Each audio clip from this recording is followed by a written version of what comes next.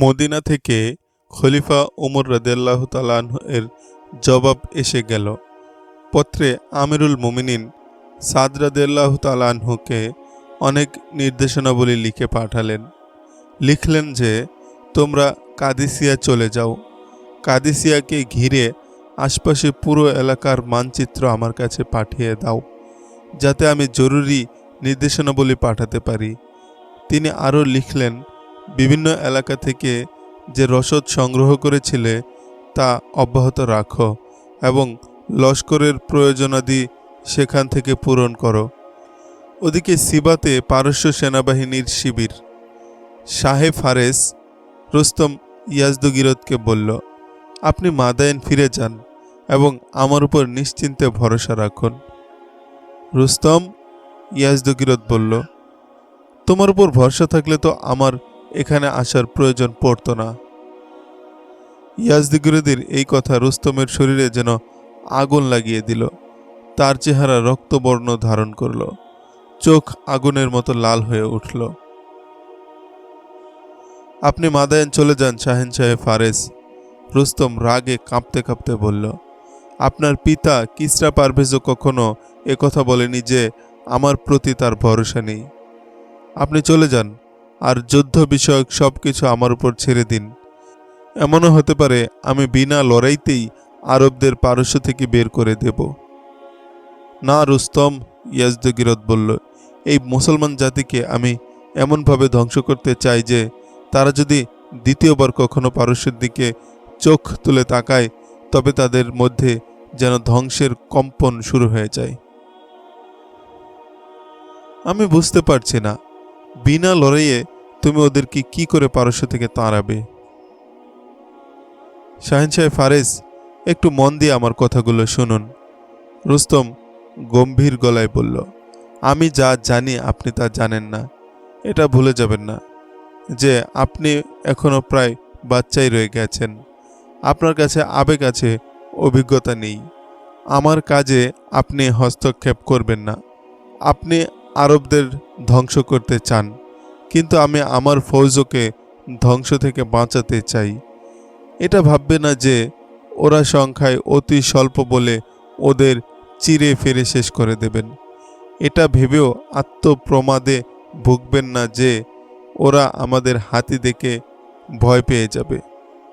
আগের দুটি লড়াইয়ে তারা হাতির সুর কেটে দিয়েছিল।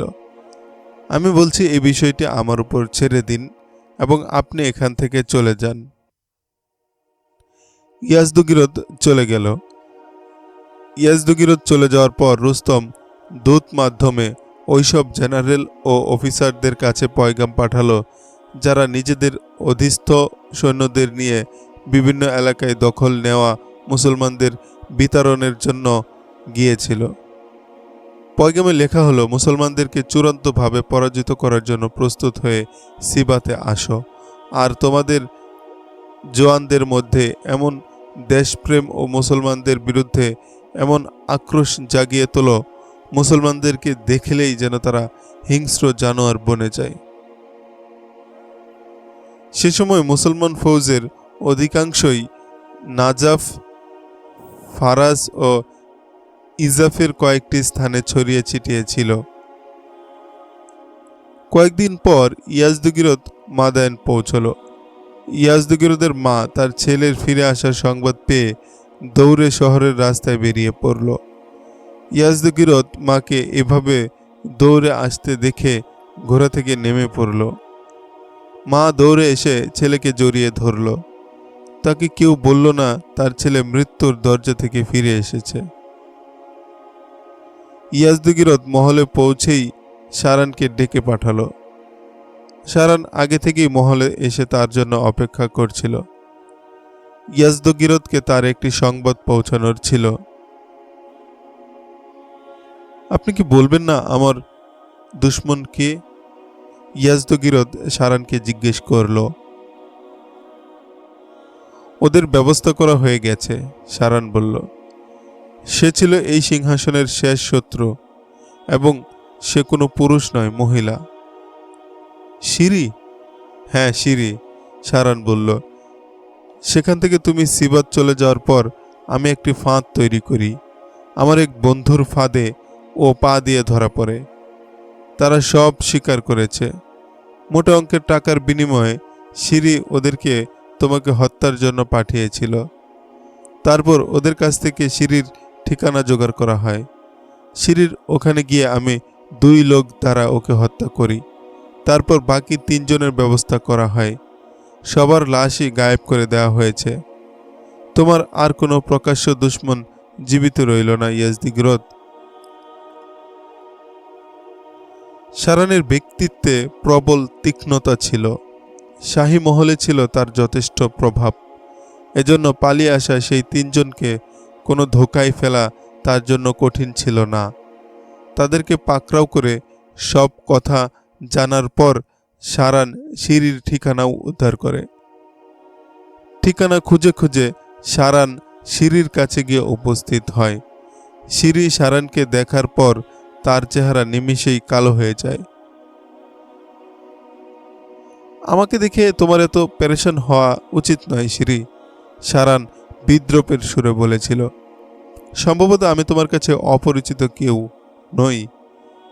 পেরেশান এজন্য হচ্ছে যে আমার ঘরের হদিস তোমায় কে দিল? সিরি বলেছিল।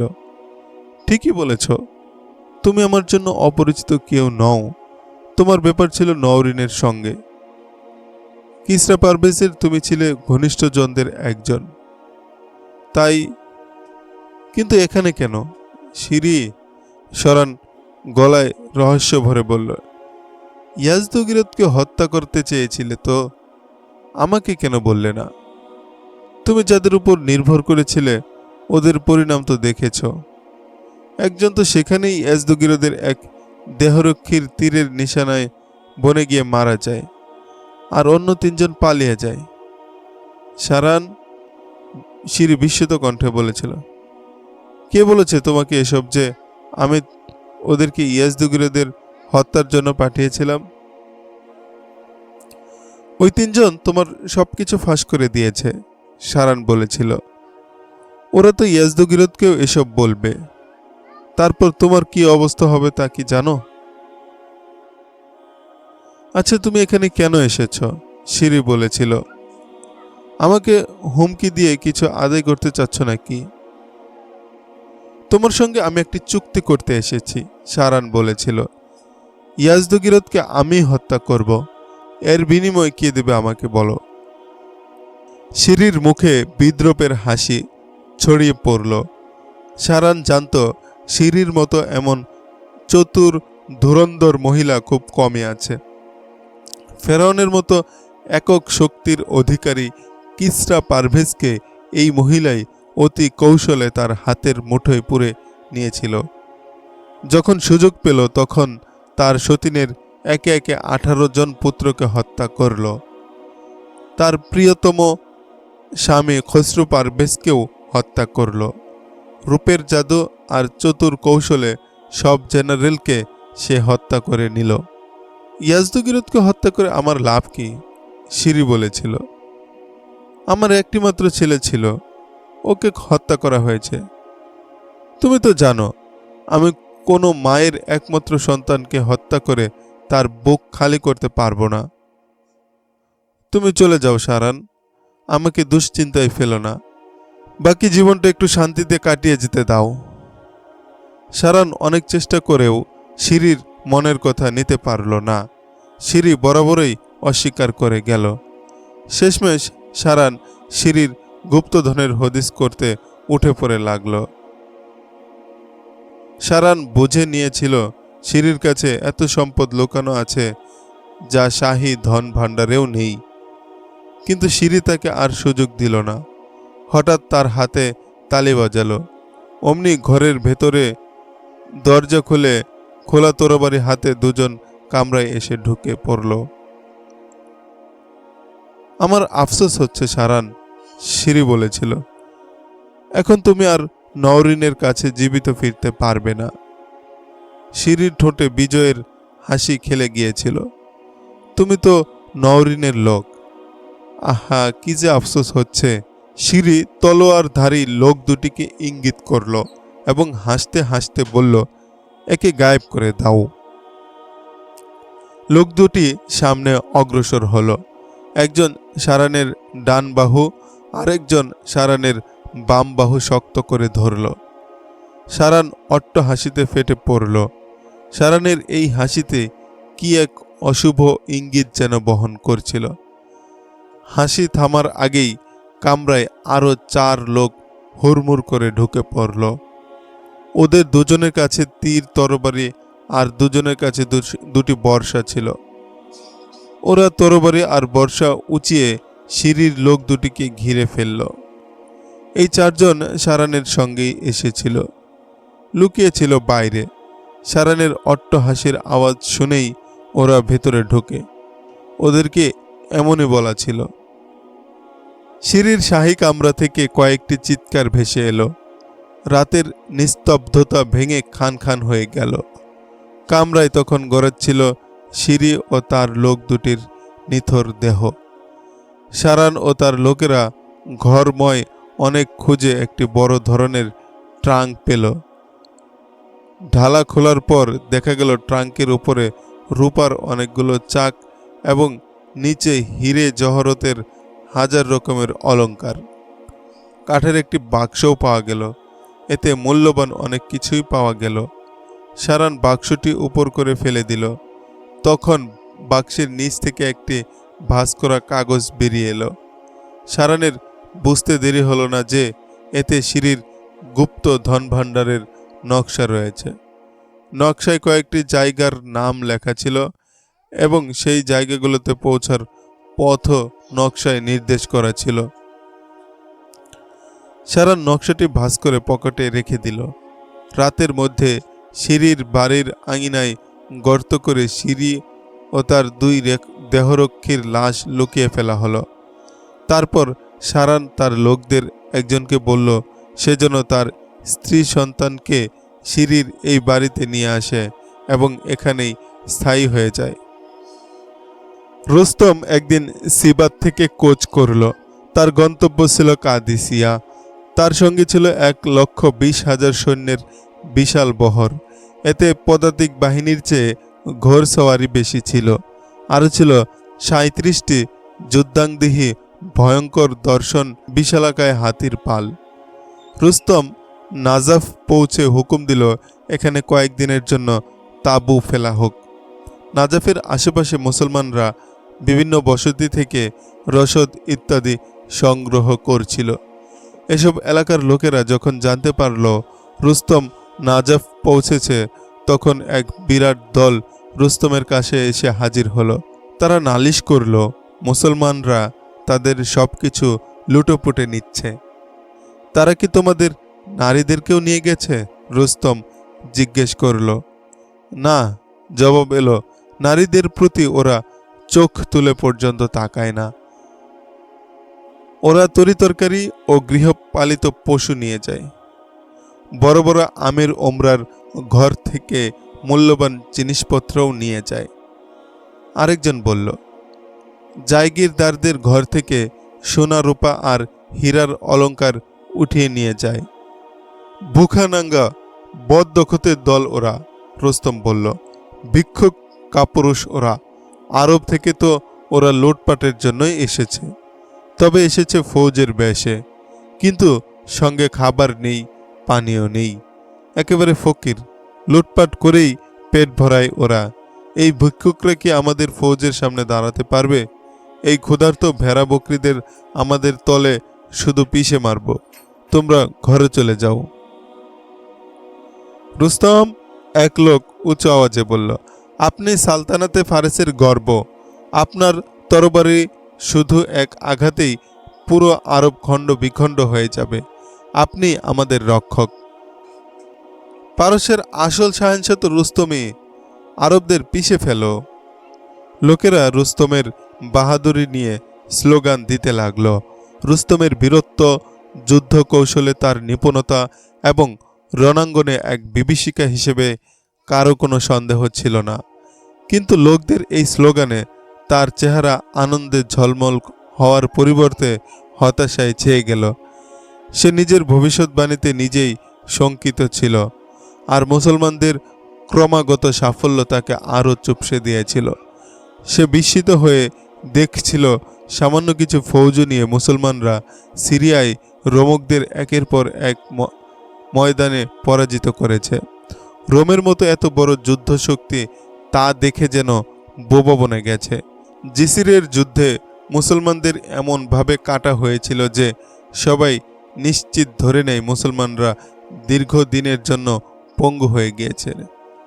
কিন্তু চোখের পলকেই যেন মুসলমানরা সোজা হয়ে দাঁড়ালো। তারপর প্রথমে ইলিয়াস, এরপর বুয়ুবে পারসিক ফৌজকে স্রেফ খুনের সাগরে ভাসিয়ে দিল। রুস্তম ফরিয়াদি দলকে সান্ত্বনা দিয়ে বিদায় করে দিল এবং অনেকগুলো ছোট ছোট সেনাদল বিভিন্ন এলাকায় ছড়িয়ে দিল। রুস্তম নাজাফে আসার পর আশপাশের এলাকায় মুসলিম ফৌজের যে দলগুলো রসদ সংগ্রহ করছিল তারা জানতে পারল পারসিকরা বিশাল এক বাহিনী নিয়ে নাজাফ পৌঁছেছে, যার সেনাপতি রণাঙ্গনের কিংবদন্তি রুস্তম। মুসলমানরা এলাকাগুলো ছাড়তে শুরু করলো।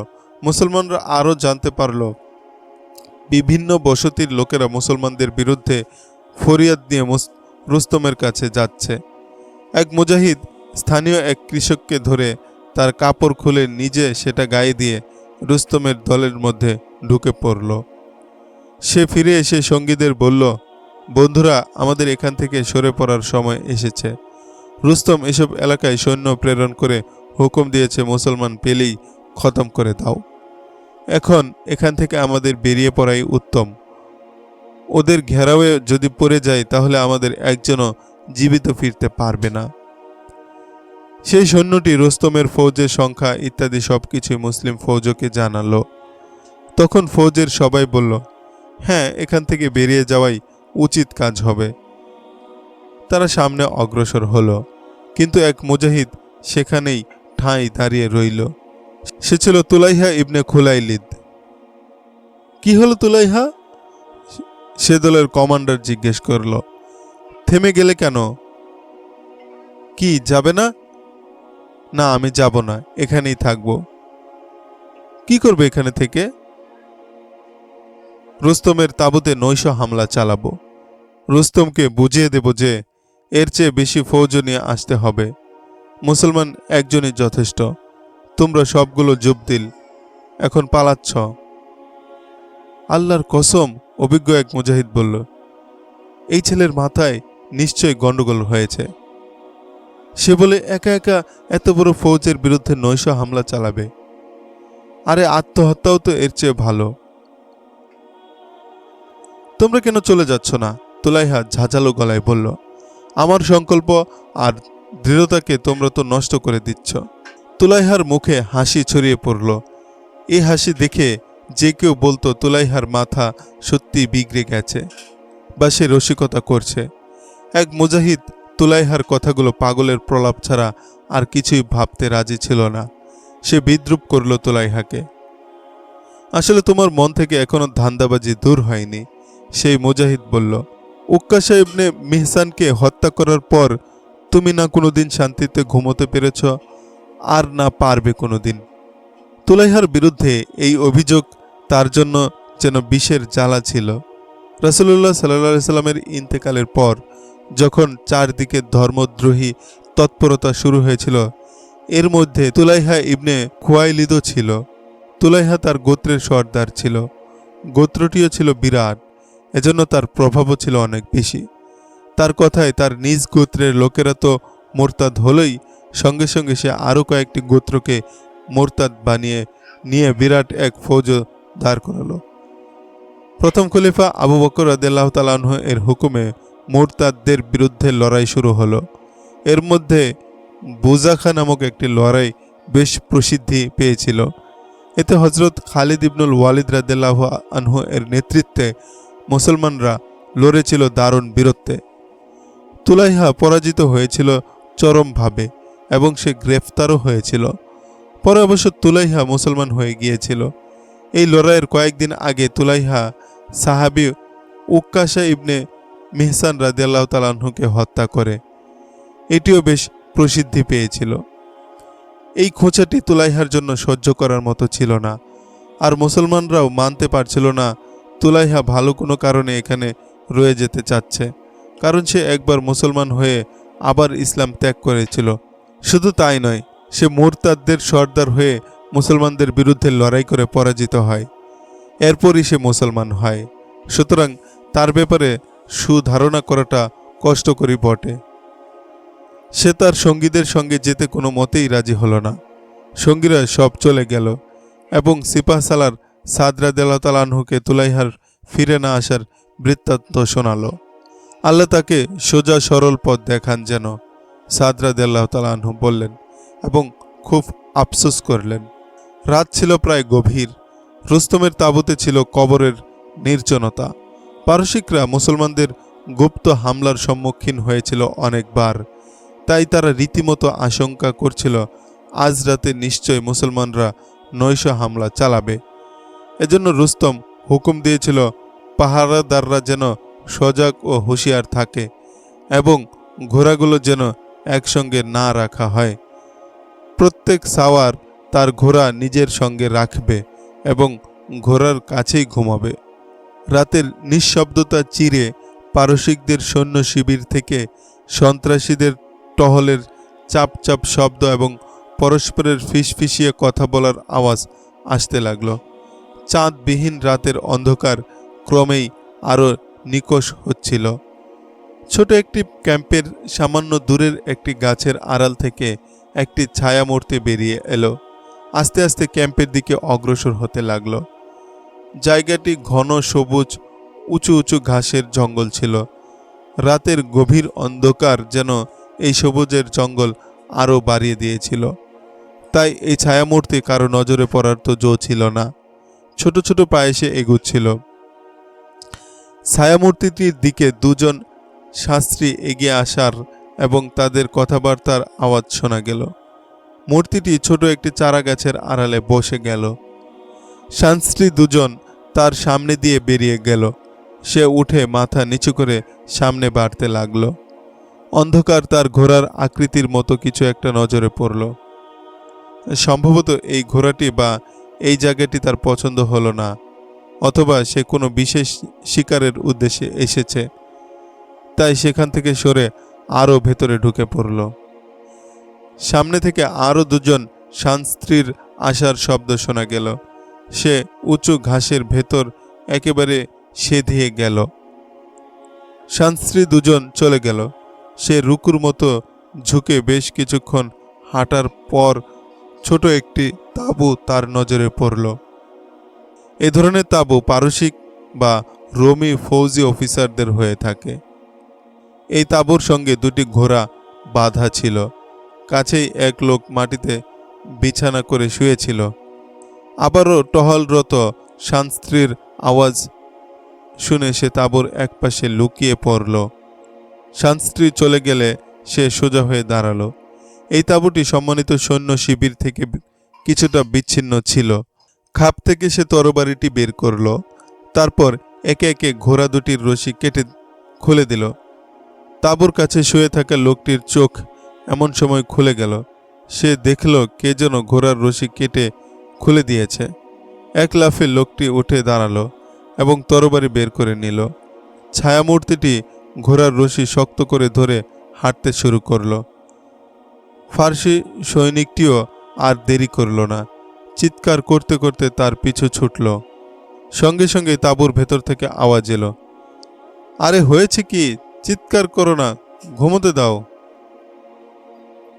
আরে কে যেন ঘোড়া নিয়ে পালিয়ে যাচ্ছে, বাইরের সৈনিকটি বলল এবং দৌড়ে তুলাইহার কাছে গিয়ে পৌঁছল। তুলাইহা দৌড়াতে শুরু করলো, কিন্তু ফার্সি সৈন্যটি তার পিছু লেগে রইল। তুলাইহা ঘোড়ার রশি ছাড়ল না, তরবারি দিয়ে মোকাবেলা করল। কয়েকবার আঘাত করে ফার্সি সৈনিকটিকে এমনভাবে ঘায়েল করল যে তুলাইহার তরবারি তার পেটে বর্ষার মতো গিয়ে বিঁধল। তুলাইহা প্রথমে যাকে ঘায়েল করল সে তো ছিল সাধারণ একজন সৈনিক, কিন্তু তাঁবু থেকে যে বের হলো সে কোনো সাধারণ সৈন্য বা অফিসার ছিল না। সে পারসিকদের এক বিখ্যাত ফৌজি অফিসার ছিল। তার উপাধি ছিল হাজার সাওয়ার। আক্ষরিক অর্থেই সে একা 1000 ঘোড়সওয়ারের মোকাবেলা করতে পারত। আসল নাম ছাপিয়ে হাজার সওয়ার নামেই লোকে তাকে ডাকত। হাজার সওয়ারের হাতে বর্শা ছিল। তুলাইহা অনেক দূর চলে গিয়েছিল, কিন্তু হাজার সওয়ার তাকে ধরে ফেলল। তরবারি আর বর্ষার তুমুল লড়াই শুরু হয়ে গেল। হাজার সওয়ার বর্ষা দিয়ে যতগুলি আঘাতই করল, তুলাইহা এদিক ওদিক হওয়াতে সবগুলো আঘাতই বেকার হয়ে গেল। সেখানকার মাটি ছিল অসমতল। তুলাইহা হঠাৎ একপাশে সরতে গিয়ে চিত হয়ে মাটিতে পড়ে গেল। হাজার সওয়ার আর দেরি করল না, উপর থেকে শরীরের সর্বশক্তি দিয়ে বর্ষা মারল। সেটি তুলাইহার পেট বা বুক দিয়ে সেধিয়ে যাওয়ার কথা ছিল, কিন্তু বিদ্যুৎ গতিতে তুলাইহা আরেক দিকে সরে গেল। হাজার সওয়ার বর্ষাটি এত জোরে মেরেছিল যে পাথরের জমির অনেকখানি নিয়ে বর্ষাটি সেধিয়ে গেল। সেই হাজার সওয়ার তার শরীরের ভারসাম্যও ধরে রাখতে পারল না। বর্ষা মারার পর সেও মাটিতে গড়িয়ে পড়ল। তুলাইহা তাকে আর ওঠার সুযোগ দিল না। মাটিতে শুইয়েই তার তরবারিটি বর্ষার মতোই হাজার সওয়ারের পাঁজরে ঢুকিয়ে দিল। তারপর তুলাইহা আহত চিতার মতো লাফিয়ে উঠল, মাটি থেকে বর্ষা তুলে নিল। হাজার সওয়ার মাটিতে লোটাচ্ছিল। তুলাইহা হাজার সওয়ারের বুকে বর্ষাটি গেঁথে দিল। হাজার সওয়ারের দেহ কিছুক্ষণ ছটফটিয়ে নিথর হয়ে গেল। হাজার সওয়ার মারা যাওয়ার পর আরেকজন সৈন্য তরবারি নিয়ে দৌড়ে এলো। সে যখন তুলাইহার সামনে দুটি লাশ পড়ে থাকতে দেখল, তখন তার সাহস তাকে যেন টিপ্পনি কাটল। ভয়ে কাঁপতে কাঁপতে সে তরবারি ফেলে দিল। তুমি কে ভাই, হাজার সওয়ারকে মেরে ফেললে? তুমি কে ভাই, হাজার সওয়ারকে মেরে ফেললে? তার মুখে জোর করে হাসি ফুটিয়ে বলল, তুমি ভাই যেই হও না কেন, আমাকে তোমার বন্দি মনে করো, আমি মরতে চাই না। ঠিক আছে, একটি ঘোড়ার উপর সাওয়ার হয়ে যাও। তুলাইহা সৈনিকটিকে বলল, ঘোড়ার জিন নেই, শক্ত করে বসো, আর তোমার ঘোড়ার লাগাম আমার হাতে থাকবে। তাড়াতাড়ি করো ভাই। সৈনিকটি একটি ঘোড়ার খোলা পিঠে বসে বলল, আমার ভাই জেগে উঠছে। তুলাইহাও ঘোড়ায় চড়ে বসল। ইতিমধ্যে আরও সৈন্য এসে পৌঁছল। তারা এমন হল্লা শুরু করে দিল যে পুরো ক্যাম্প জেগে উঠল। ঘোড়া খুলে নিয়ে গেছে, হাজার সওয়ার মারা গেছে, সে চলে গেল, তাকে ধরো ধরো। হায়, এ তো নিশ্চয় কোনো আরবই হবে। চিল্লা হল্লায় সারা ক্যাম্পে ফেটে পড়ল। কয়েকজন সৈনিক ঘোড়ায় সাওয়ার হয়ে তরবারি ও বর্ষা নিয়ে ছুটতে লাগল। তুলাইহার ঘোড়া ও তার বন্দির ঘোড়া দুটির খুরের শব্দ অনুসরণ করে ধাওয়াকারী ফৌজও ছুটছিল। ফার্সি সৈনিকরা একবার ওদেরকে ডান ও বাম দিক থেকে ঘিরে নেয়, কিন্তু ওরা ফাঁক তৈরি করে বেরিয়ে যায়। অল্প সময়ের মধ্যেই ওরা নিরাপদ দূরত্বে চলে গেল। রুস্তমও জেগে উঠল। দৈর্ঘ্যে প্রস্থে 1 মাইলের অধিক জায়গা জুড়ে স্থাপিত তার সৈন্য শিবিরের কান ফাটানো চিৎকার চেঁচামেচি তাকে দারুণ বিচলিত করে তুলল। ওই আরবের বেকুফরা কি গুপ্ত হামলা চালিয়েছে? ঘাবড়ে যাওয়া গলায় সে বলল, যদি এরকমই হয় তবে সন্ত্রাসীগুলোকে পুড়িয়ে মারো। কি হয়েছে কিছুই বোঝা যাচ্ছে না মহামান্য, এক দেহরক্ষী বলল। পাহাড়ের যেদিকে নদী রয়েছে সেখান থেকে চেঁচামেচি শুরু হয়েছিল। রুস্তমের গায়ে রাতের পোশাক ছিল। এই পোশাকেই এক দেহরক্ষীর ঘোড়ায় চড়ে সেখানে পৌঁছল, যেখান থেকে হাজার সওয়ারের লাশের সঙ্গে আরেকটি সৈন্যের লাশ পড়েছিল। তৎক্ষণাৎ যা জানা গেল রুস্তমকে তা জানানো হলো। সে মানতে পারছিল না শুধু একজন লোকের মাধ্যমেই এই হামলা হয়েছে। পরে ধাওয়াকারীরা এসে বলল, না, হামলাকারীরা 2 জন ছিল। তারা জানতে পারল না আরেকজন তাদেরই আরেক সঙ্গে ছিল। হাজার সওয়ারকে 1 জন বা 2 জন লোক কতল করে যেতে পারে না।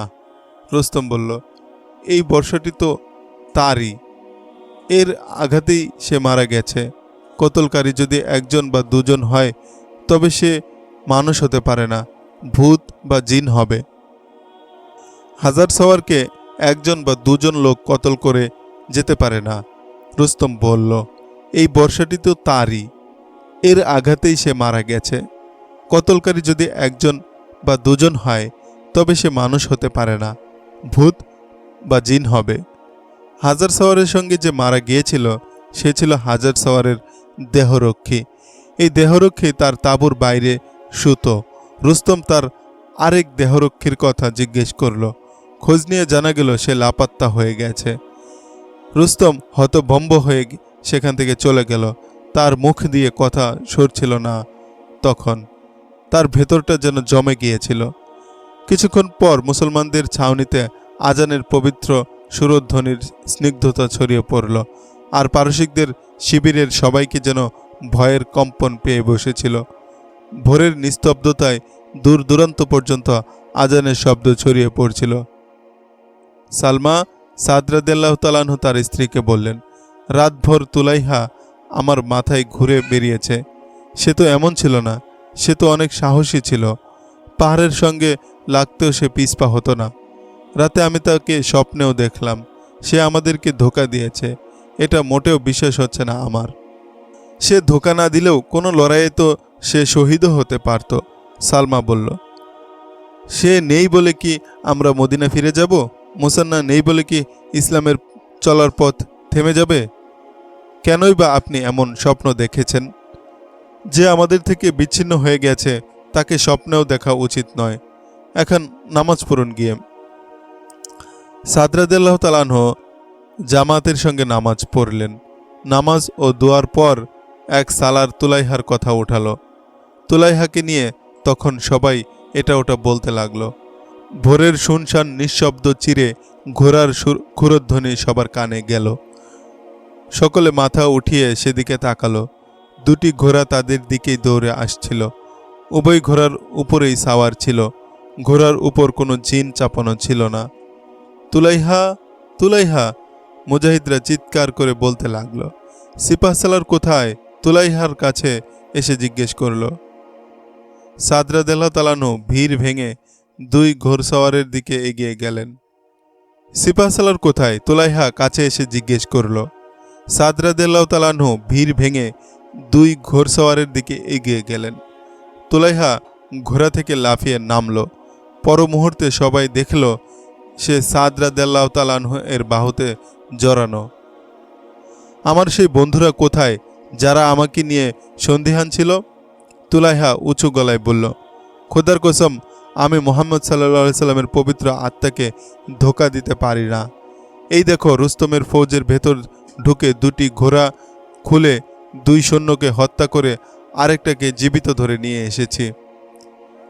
আর যাকে ইনি হত্যা করেছেন সে কোনো সাধারণ সিপাহী ছিল না, ফার্সি কয়েদি বলল। এই কয়েদি থেকে সবাই পুরো ঘটনা জানতে পারল যে তুলাইহা যাদেরকে হত্যা করেছে দুজনই তাদের ফৌজের গর্ব ছিল। তাদের মধ্যে তো একজনের খ্যাতি ছিল হাজার সওয়ার নামে। তুলাইহা নিজেও জানতো না সে কার সঙ্গে লড়তে গেছে। আমি তো লড়েছি পুরো লস্করের সঙ্গে। রুস্তমকে শুধু আমি এতটুকু বোঝাতে চেয়েছিলাম যে কাদেসিয়ার ময়দানে সাবধানে থেকো, তুলাইহা গর্বের সঙ্গে বলল। তুলাইহা বরাবরই এমন ছিল, মনে যা আসতো অকপটে তা বলে দিত। ফার্সি কয়েদিটি আরও জানালো, তুলাইহা যাদেরকে হত্যা করেছে সেই দুইজনে তার চাচাতো ভাই ছিল। তারপরও সে তুলাইহার এই বেপরোয়া সাহসিকতা আর মুসলমানদের কোমল আচরণে এতই মুগ্ধ হলো যে সে মুসলমান হয়ে গেল। তার কাছে সবচেয়ে অবাক লাগলো মুসলমানদের মধ্যে উঁচু নিচুর কোনো ভেদাভেদ নেই। সাধারণ সিপাহী আর সিপাহসালার যেন এক কাতারেরই লোক। মুসলমান হওয়ার পর সাদ রাদিয়াল্লাহু আনহু তার নাম রাখলেন মুসলিম।